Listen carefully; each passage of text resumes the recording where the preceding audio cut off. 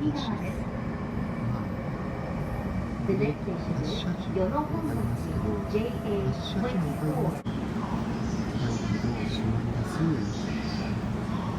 ドア閉まってブレーキを解除するというわけですが、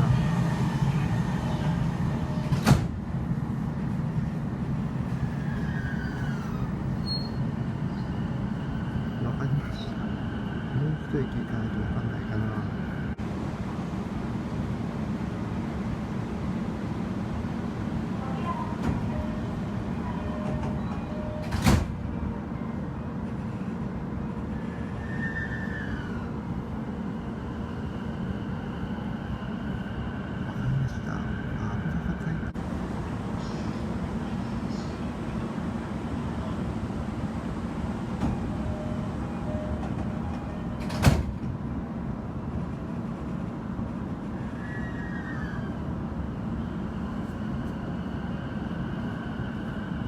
これなんでディスクブレーキはついてないと思うんですよ。何の音なんだろうな。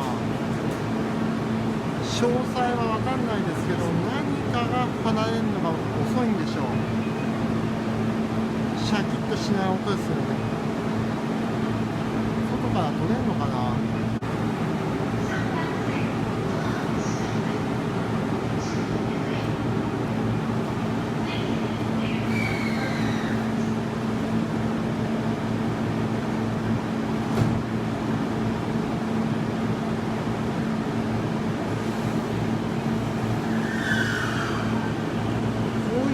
なんすよ。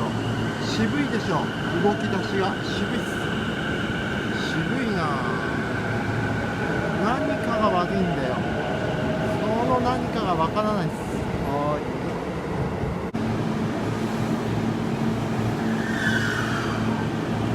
こういう動きなんすよ。渋いでしょ。